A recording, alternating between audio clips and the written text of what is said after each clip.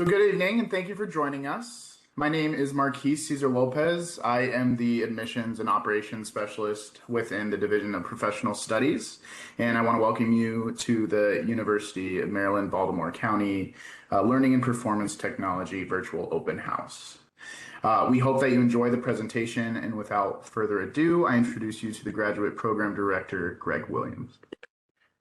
What I want to do is welcome you, welcome everybody here, because I know there's other ways you could be spending your evening, other than listening to me talk about, an applied academic program. So welcome. This is the open house for the Learning and Performance Technology program, which used to be called the Instructional Systems Development Program. We still study a lot of that, but we've added performance because that's where the field is moving, because all problems or situations with people and groups and organizations, they can't all be solved by creating a course. So a lot of it is internal consulting and other performance improvement. So we didn't take anything away, we kind of added to it. So before we get started, I want people to introduce themselves. I will be the good role model and introduce myself first. I'm Greg Williams. I'm the Graduate Program Director for the Learning Performance Technology. I've been the Program Director for Learning Performance and Technology since 2004. And I grew up upstate New York, went to State University of New York, and migrated down here, and have been with UMBC, like I said, since 2004. And this is it's a great place to be. I love being here. And let me turn it over to Lauren, and if you could, introduce yourself and where you're from and that sort of thing would be helpful. Hi, I am Lauren, she, her pronouns, and I am from Baltimore, and I live in Baltimore, and it is the greatest city in America. And I am coming to this open house from a long career in language assessment, most recently with the National Foreign Language Center at the University of Maryland. Yeah, that's all. All right, that's good. Cool. Okay, so let's, my plan's always to get people out of here before 7 o'clock, and I don't see any reason why we can't do that. But, some of these programs that have 2 and 3 hour open houses, it's after a while you just kind of wear people out. So I don't want to do that to people. All right, let me move forward here. Okay, so that's me. And I've been here since 2004 as associate professor and the program director. So, what are my duties as program director is I recruit students. That's why I'm here tonight. I, create our schedules. I hire faculty. I monitor program quality, deal with student issues. Of course, there's never any of those, so we don't have to worry about that too much. And been here, like I said, for oh gosh, almost 20 years now. So what are we going to do tonight? Well, we'll talk about the programs that we have, the masters, and then we have several graduate certificates. And the nice thing about the graduate certificates is if you finish a graduate certificate, they're all 4 courses. They all fit into the master's. So if you take the certificate in instructional technology and you take those courses, those 4 courses then count towards the master's, because a number of people originally get interested in the graduate certificate and then they go through it and they go, I kind of like this, is there more? And I like to tell people as well, you finished 4 courses, the master's is only 10, and if you take 6 more courses, you can get your master's degree. And for a lot of people, that's an attractive proposition. All right, so the program overview. So this program is it's arguably UMBC's oldest master's degree. It was created in the late 60s by Dr. Marvin Cook. Dr. Cook was a professor of education, and he proposed a new program again in the late 60s. He was recruited by the president of UMBC from College Park to come create this program. And Dr. Cook created it, and back in those days, if another institution within Maryland didn't like the program or they thought it would compete with something they had, they could just say, no, we don't approve this.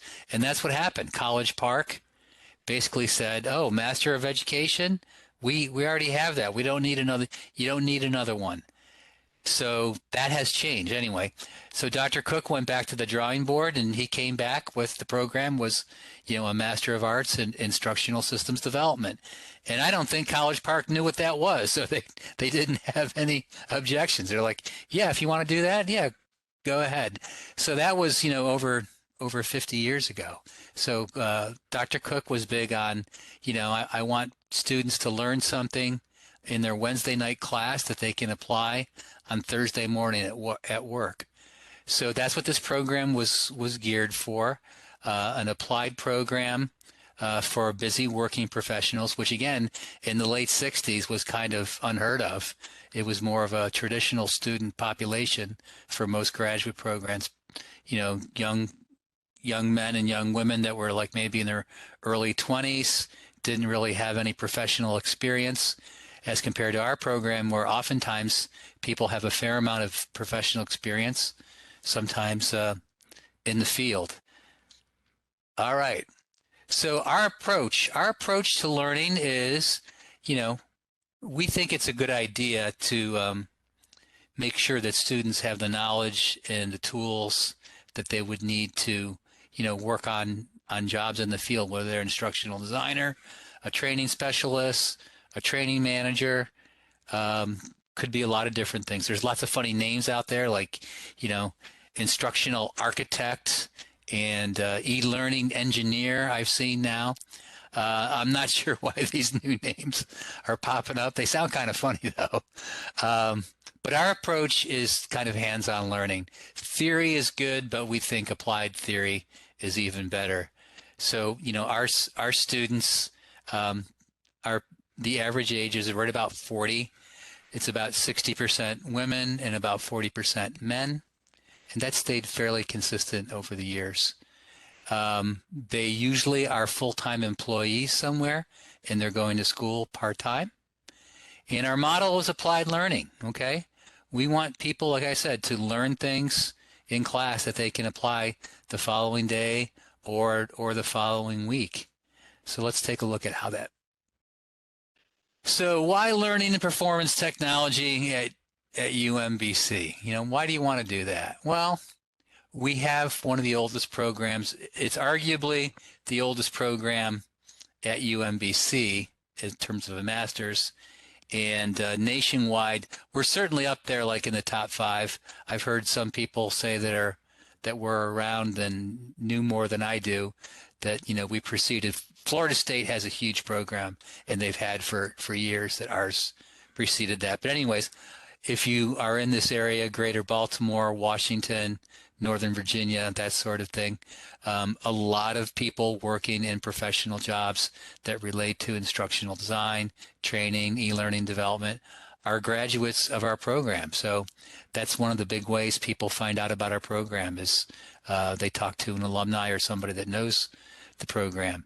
Another reason why you should consider, UMBC is, again, we think, research is good, nothing wrong with research, but when you're on a job, you need to apply that research in terms of using that tool to, assess the population, using that tool to, create an e-learning course, using that tool to create a job aid. Could be a lot of different reasons. So we have students do what they're asked to do in the workplace. The program is geared for working adults, okay? Program is online.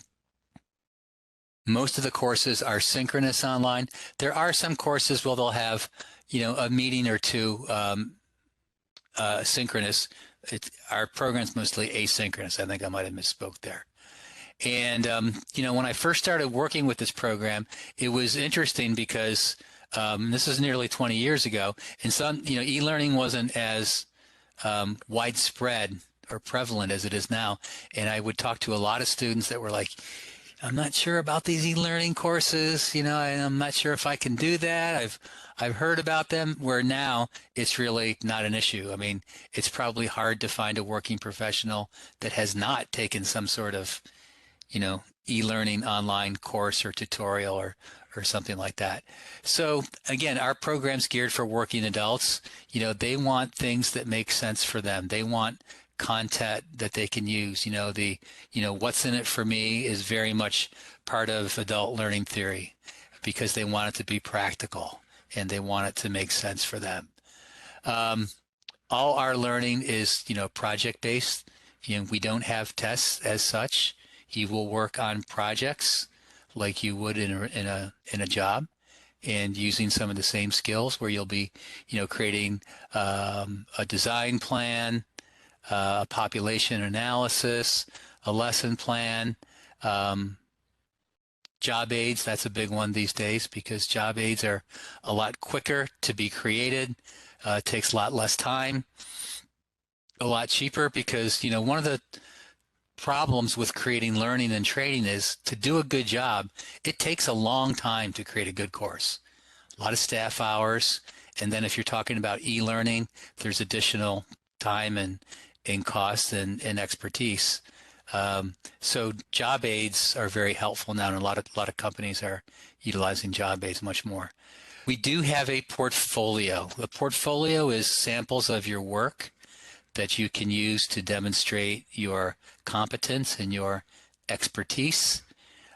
These portfolios are many times used in jobs, where they'll have an advertisement for instructional designer or a training specialist, and they will ask to see some samples of your work. So lucky for you, if you're in this program, you are creating work examples that are a part of your portfolio, that are your intellectual property, and you could show potential employers, you could show bosses for raises.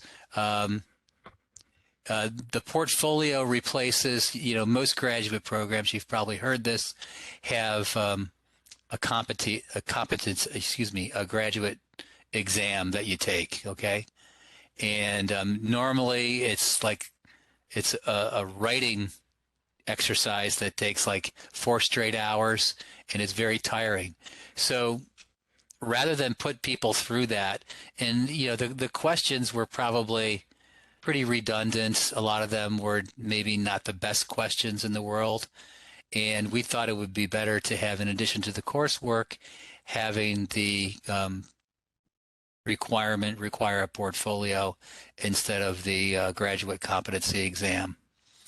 So basically everybody, students, alumni, employers, faculty, said, well, what took you so long? Why didn't you do this sooner? I mean, not one person said, I don't like that. Not one person said, that's a stupid idea, Greg. So the portfolio is something that we think helps set our graduates apart, because not only can you talk about what you can do with a potential employer, you can actually show them. And then, of course, our faculty, which is, the heart of the program, they are practitioners in the field. We have about a dozen faculty members.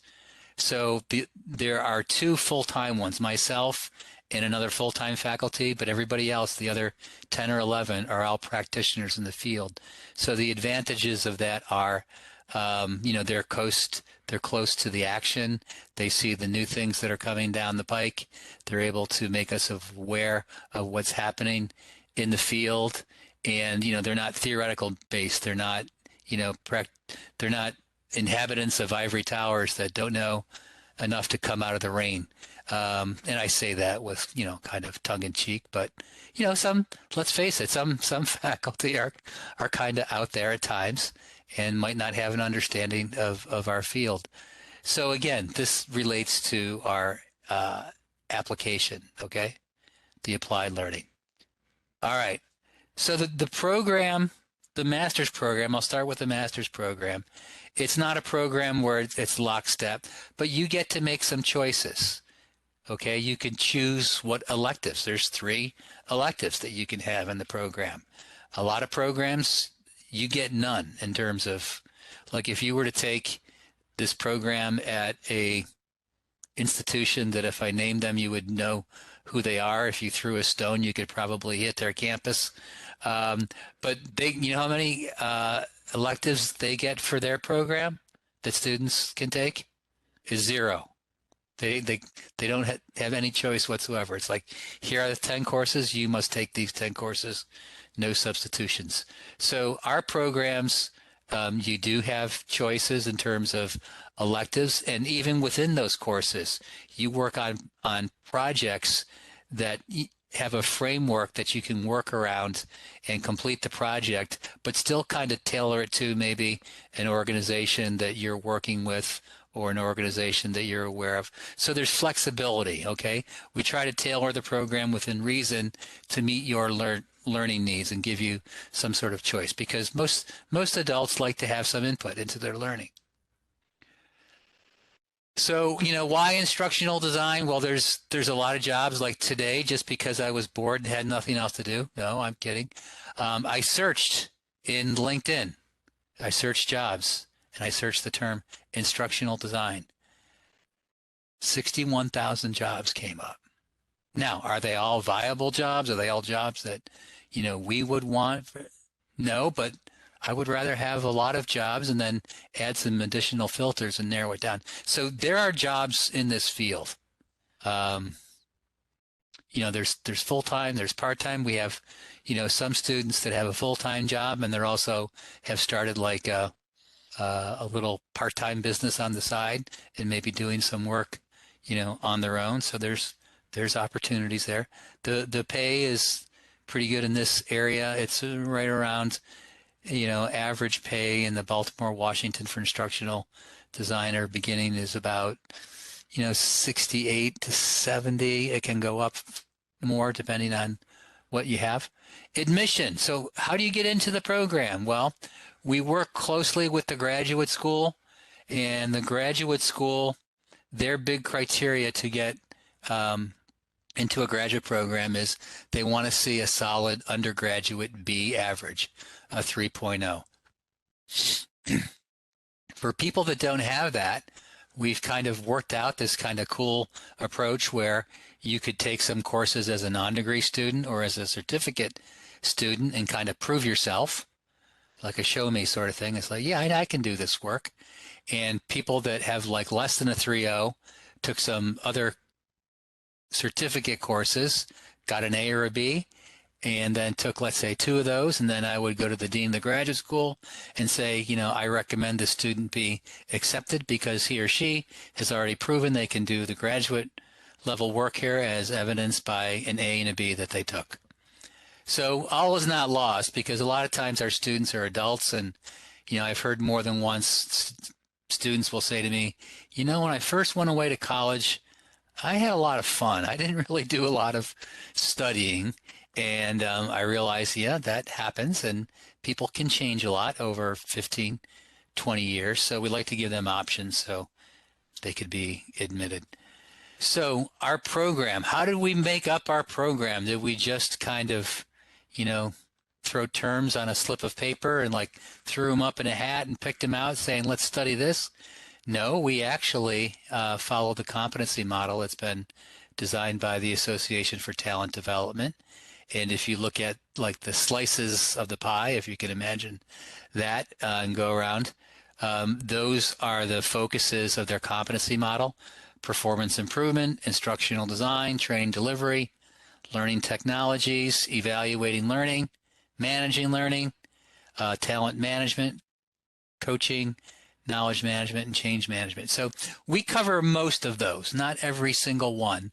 But my point is we've based our curriculum on a sound competency model that the Association for Talent Development did a very long and involved study that involved employers, other professional associations, practitioners in the field, academic partners, etc., and they came up with this competency model. So I decided that, well, we probably can't do any better than these guys have already done. It would take us a long time and probably a lot of money, and I don't have either of those. So this is a competency model. You can go online to look at the details, because it's it's online, and it's quite comprehensive if you take a look at it at the ATD site. But here's what you would look at. So if you kind of expand that slice of pie for instructional design, it kind of walks you through, the objectives that you'll be able to conduct a needs assessment, identify learning approach, apply learning theory, collaborate, design a curriculum, and so forth. So that's kind of what we're about. Our master's program, the Master's in Learning and Performance Technology, is 10 courses. There are 7 required courses, and there are 3 electives. As I mentioned, a lot of students will take, some of the electives in the certificate, like the instructional technology. Those will count towards their electives, and then that will fit in to be accepted into the master's program. We do have a number of students that started out in the program as certificate students. They liked their experience. They enjoyed their experience. They thought it was beneficial, and then they wanted to get more, and they applied and were accepted into the master's program. So the master's program essentially is a program, again, that features applied learning. We don't have tests as such, which we'll get into. We have several certificate programs. So here we go. They cover instructional systems development, instructional technology, e-learning, and then learning performance and technology. So these are all 4-course graduate certificates. Once you earn these are entered as a credential on your transcripts. Okay, so it's not just a collection of courses. There is a credential that relates to it. It's post-baccalaureate graduate certificate, and again, all these would count towards the master's if you wanted to do that. And again, we have a number of students that actually do that. So our program is very much career oriented. And what do I mean by that? Usually the big attraction for students that come to our program, and I've talked with a lot of them over the years, they either want a job, a better job, a more interesting job, a job that makes them feel good about what they do, a job where they can make a difference.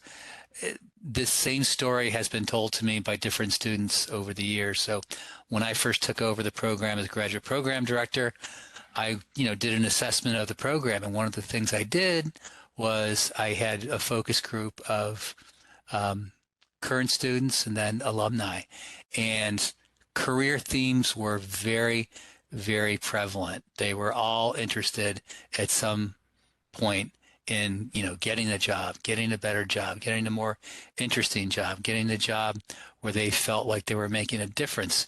It was, the common thread was careers, and that's how Dr. Cook, that was his vision for the program when he created it nearly 50 years ago, and that culture has kind of carried on. Okay, so I mentioned a little bit about flexibility and choice, but both our certificates and our masters. The masters, obviously, you have choice with the electives, and there also is flexibility in courses that you might take that it'll ask you to do a project, but there's room within the project to kind of create a deliverable that addresses the needs of the project, while maybe you're working with an organization that you've known over the years. It might be a community-based organization, it could be a lot of different things, but there's room to kind of work with organizations and satisfy the requirements of the assignment. So we feel like that provides nice flexibility where we might say we want you to create a job aid, but we don't say that it has to be in the manufacturing industry with a small company that produces widgets. We let you figure that out, okay? Because then adults want a say in their learning. They don't want to be kind of talked to or talked at, I should say. They want some say in what they learned, and they want it to make sense. They don't like fluff. So flexibility and choice, that's kind of a theme. So some of you may or may not recognize this. This is, a comic strip called Calvin that no longer is the writer, the artist retired, I believe. And Calvin was quite a character. So I'll let you read this for yourself. He's getting his test back from Miss Wormworth. Hopefully you can read it. Okay, so it's pretty straightforward. I think we get the point. And we don't have any tests in this program. There's no midterm, there's no final, there's no chapter tests, there's projects, okay? So we emulate the real world. There is a gentleman named Dr. Thiagi. You see him there. He is a big deal in the instructional design and training field. And if you went to his website, thiagi.com, he has lots of freebies you can download, and I would check it out. But I remember he's spoken here at UMBC a couple of times, and I remember one time he asked me, Greg, do you take tests at work? And I said, well, no, Dr. Thiagi, I've never taken a test at work. And he said, precisely. Then why do we insist upon giving adults tests that might have nothing to do what they actually work on at their jobs? And I said, good point. So we don't have tests. We have projects. I mean, the only test that I can think of, I think there might be others, is people in law enforcement take exams. Like say, I've always heard about the sergeant's exam. And I guess it's a way they get assessed to get to the next level because I think a sergeant is a supervisor. That's about all I know about the police world. Thank goodness. But other than that, I would say most professions do not take tests. They don't say, they say, well, it's time for your performance appraisal. It's time for your evaluation sort of thing. But they don't say, hey, take this test. I'm sure there are some, but there's not a lot of them.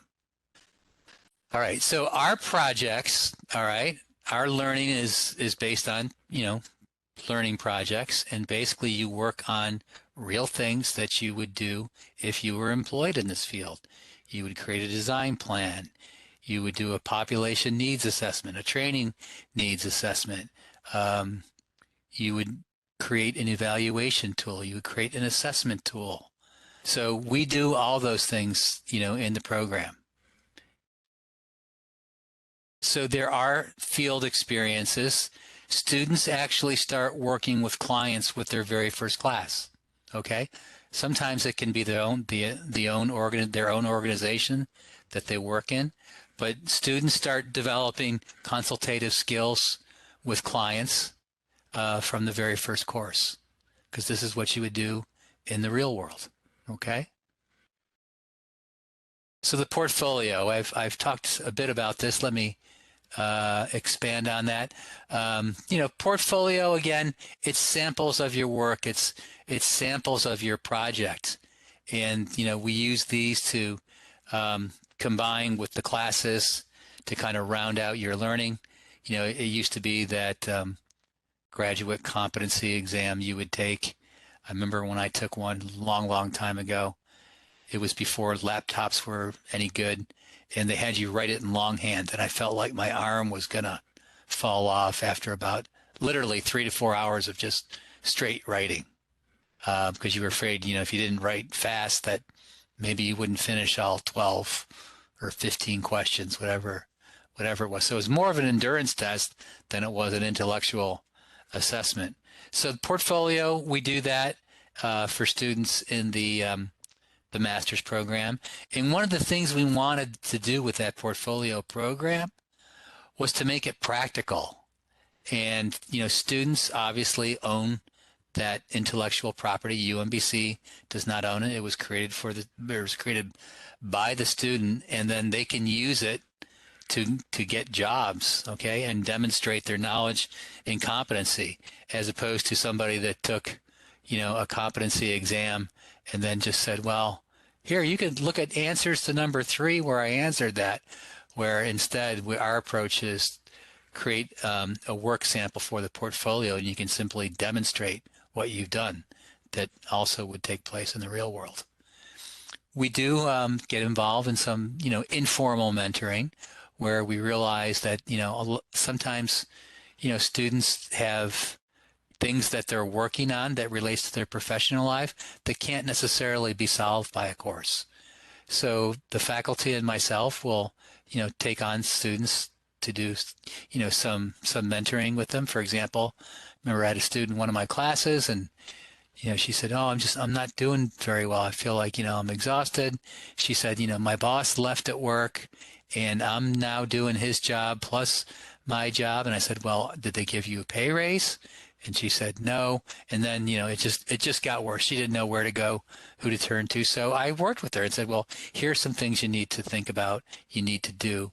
And so we provide that. It's on an informal basis. We don't have a formal mentoring program as such, but we realize that not everybody gets what they need from a classroom. I mean, there's a lot of learning that goes on in life that doesn't take place in a classroom.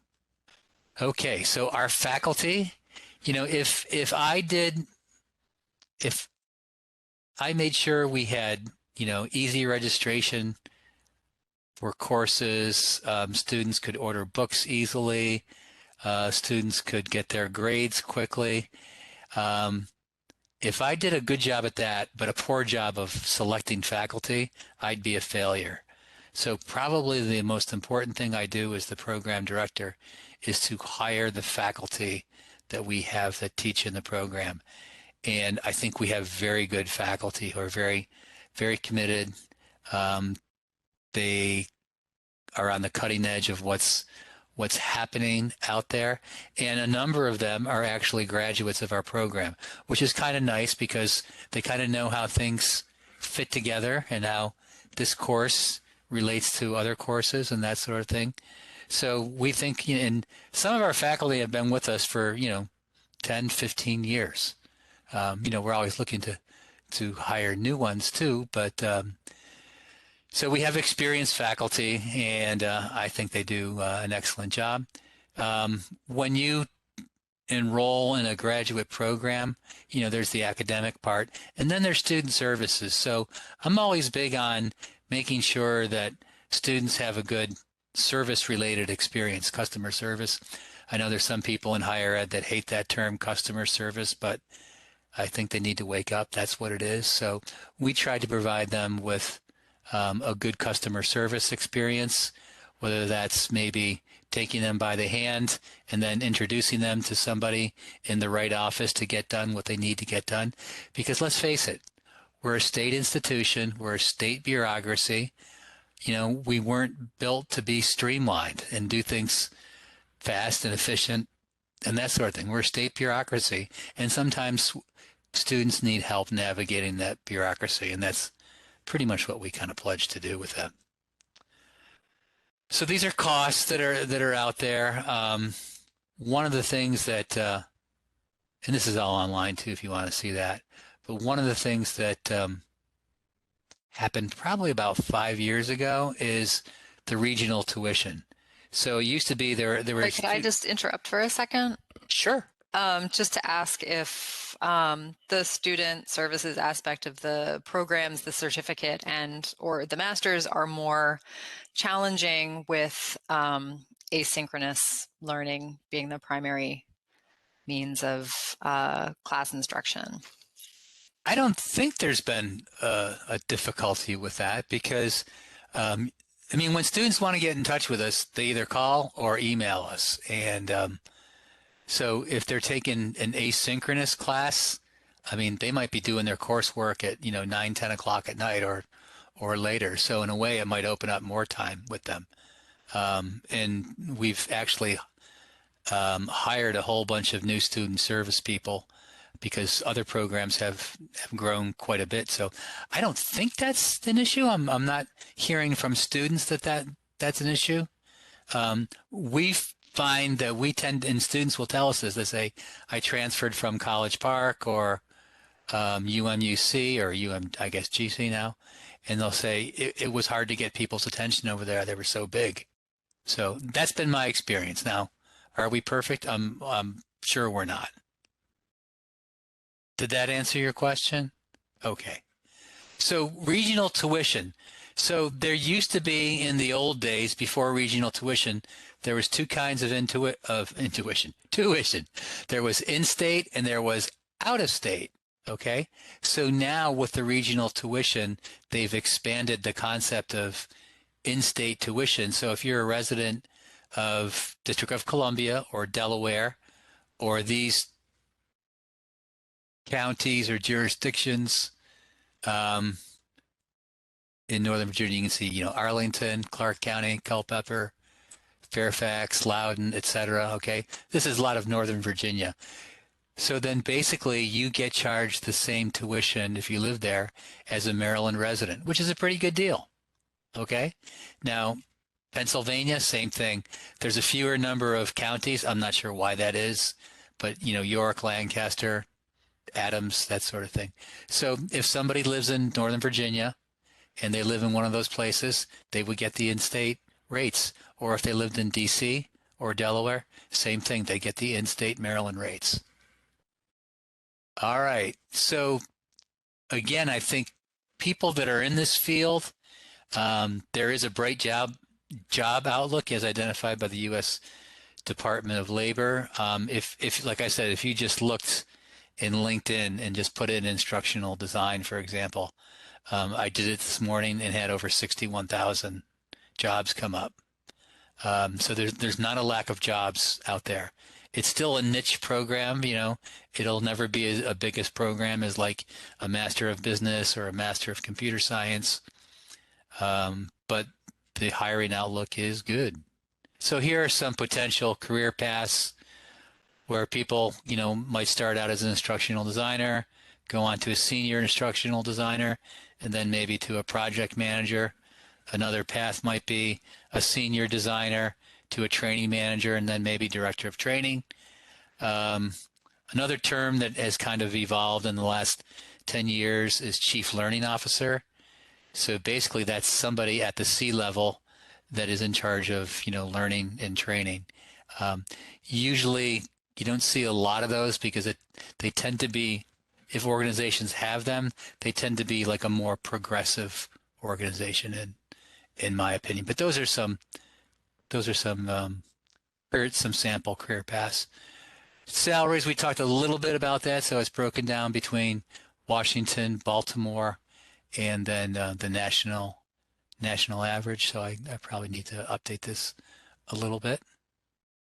But there's jobs and there's some decent salaries out there. So let's kind of wrap this up. So again, why would you take learning and performance technology at UMBC? Well, we have a lot of graduates. We have a lot of employers that know who we are. They want to hire our graduates. We believe in a applied approach. Maybe we're not as emotional about it as Calvin, but we don't like tests. We don't feel that's a great measurement of what you can do professionally. So we like the applied approach. The program over 50 years ago, when Dr. Cook designed the program, it was designed way back then for working adults. Nobody was talking about working adults back then and going to school. It didn't exist. So he was a trailblazer in that regard. Our learning is project-based. Portfolio can help you a great deal because, again, not only can you tell people what you've learned, you can actually show them. And then, of course, our faculty who are, that's the heart and soul of any program are the faculty. Okay, so that's the extent of the formal presentation, and we always save time to talk about anything that's on your mind or if you have any questions. I do have questions. Good. So just to verify, the students in the certificate program also produce a portfolio. That's correct? Good question. No, they are not required to. Okay. A lot of them actually do. Okay. Because essentially, when you're completing your projects, those are possible content as your portfolio work sample. Okay. So to graduate from a certificate program, you don't have to have a portfolio, but a lot of students choose to do that anyway. Okay. For the master's, that is required. The portfolio is required. That makes sense. Coming from assessment, I've worked on a lot of high stakes assessments, but also low stakes assessments for various clients. And those are never things that I can take with me and say, look, this is the kind of thing that I have produced. So I do appreciate that there is that possibility. Is it just me in this meeting? I have other questions. I don't want to. I think it's just you. Okay. You have cornered the market. Unless, Marquise, did somebody sneak in and I missed them? No, it's just Lauren. Go ahead and ask whatever Okay. whatever you want. Yeah. The floor is yours, Lauren. Okay. I had actually sent some questions. I mean, I'm just trying to find them in my email real quick. Right. So very, very practically, I am in the process of applying for the certificate program, and in the actual application, I just want to make sure that I am supposed to select learning and performance technology as the certificate, regardless of which of the certificates I decide to pursue. No. Okay. There are distinct names. There's the certificate in instructional systems development. Okay, so the certificate that is LAPT is not an umbrella for the others. It is Correct. its own separate and distinct thing. Right, yeah. Now, Okay, the master's is learning and performance technology. Okay. That's where that name came from. Yes. But there's also a certificate called that. Correct. Yes. Right. Okay. So I was a little confused, and now I think I have to go back in and fix that. Okay. And then I was wondering about if you are accepted, for example, into one of the certificate programs, but there's a course from one of the other certificates that you would like to take. Is it easy enough to add that on? Is there a lot of limitation on which courses you can take based on which of the certificate programs you're accepted into? How does that work? Okay. So if you're asking, could I take a different course to substitute for a certificate course, or in addition to? In addition to. Oh, yeah, that's fine. You could do that. What I always tell students is, earn your whatever credential you're trying to get, whether it's a certificate or a master's. I always tell them, get that credential first, because that's worth something as opposed to somebody just taking a collection of individual classes. Yeah. Remember, I had this one young lady that this is when the program was 12 courses. She probably had 16 to 17 courses, but no masters. And I kept telling her, why are you doing this? Get your master's, because that's worth something. Not that the other courses are worthless, but get that credential.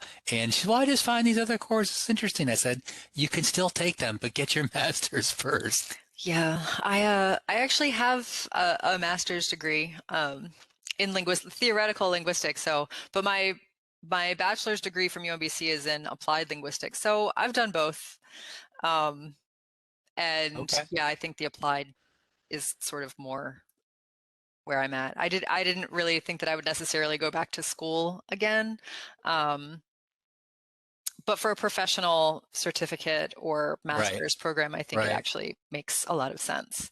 Okay. So are you still deciding between the certificate in instructional systems development and instructional technology? Yes, Okay. I am. So any input on that would be helpful. The big thing you do in the instructional technology certificate is it's hands-on software training. Mm-hmm. So you will learn to use a bunch of different softwares, primarily Captivate as the major tool, but you'll be exposed to others. Where in the instructional systems development, you won't use software really at all.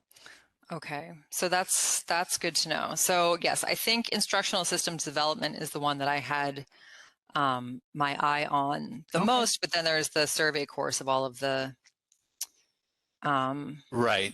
It's kind of like an overview. Technology applications, which seems like it would be a good thing to add on, if that makes sense. Yeah, you mean one thing you have to remember too is the introduction to instructional design. That's kind of like the baseline course for the masters, for most of the certificates, because again, we want people to have be founded in instructional design principles before they start taking tools and just creating all kinds of stuff and without any kind of like logic or thought or planning behind Yes. it. The instructional systems development course. Okay. Yes. Is that right? Okay. Yeah, That's the one that's the sort of foundation for all of the certificates.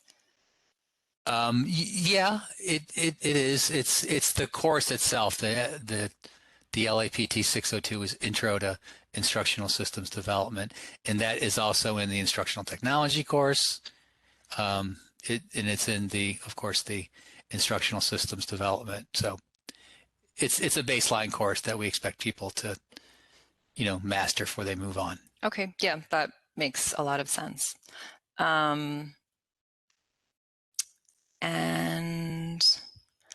I don't know, I sort of told you about the background that I'm coming from. Is there any, I mean, does the certificate start from sort of zero? Like you can come in without really knowing much about instructional Yeah, design, I mean, we have people that are complete career changers. They worked in like the insurance industry and they hated it. And then they found out about instructional design somehow. And then they were all excited about it and wanted to get involved in that field. And then we have some people that have, maybe been in the field, but they've never gotten a credential. Then sometimes we have, and that's where it's nice where people are working on their own individual projects. So even if somebody had some experience in the field, there's always more to learn. And we've had some people sometimes they'll say, well, I've taken some of these courses, so can I get credit for them? And we'll say, yeah, here's a challenge exam. Can you pass this? And usually 9 times out of 10, they can't, but they say they can. Okay, I think that might be all of the questions I have at the moment. Well, if you have more questions, here's my contact. Great. And again, this is different. Like if you went to College Park or UMGC, the program directors don't give out this information. They give you like the email of some like program assistant that doesn't teach or manage the program.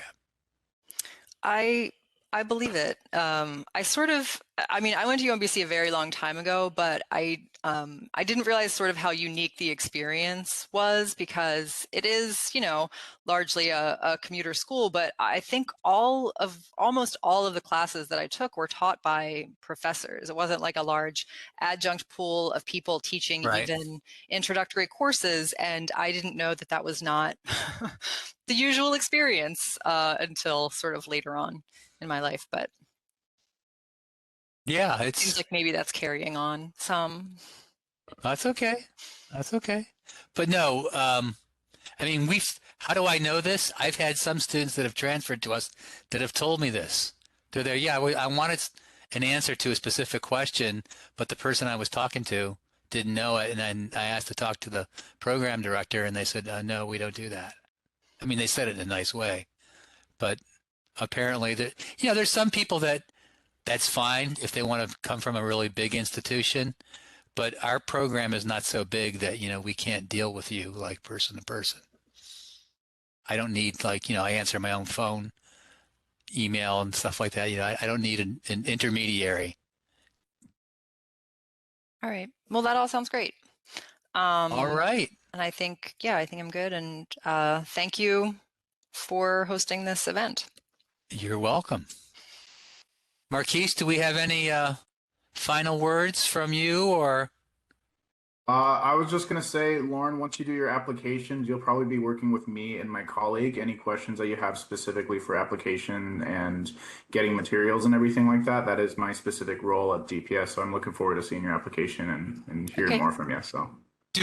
Do we have any application discounts? I know periodically we have those. I'm not sure what that status is. I will have to double check. Let me double check with Renee and see what we have. Okay. But yeah, if you want to send a follow-up email just to the same email that you were doing for our inbox, which should be, I'll put it into the chat real quick.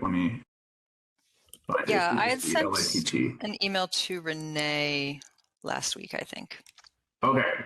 Yeah, it should be the same one. I'll just put it in here just in case for you. That is the main email that we'll use to kind of follow up with you. So. Okay, sounds great. Definitely. All right, Cool. Lauren. Well, there's my contact information. If you have questions, give me a call or email me. Okay, will do. Thank you for your time. You're Thank you. very welcome. Thanks for joining us. Thanks for showing up. We appreciate it. All right. All Have a good right. one. Take care. Bye. Good one.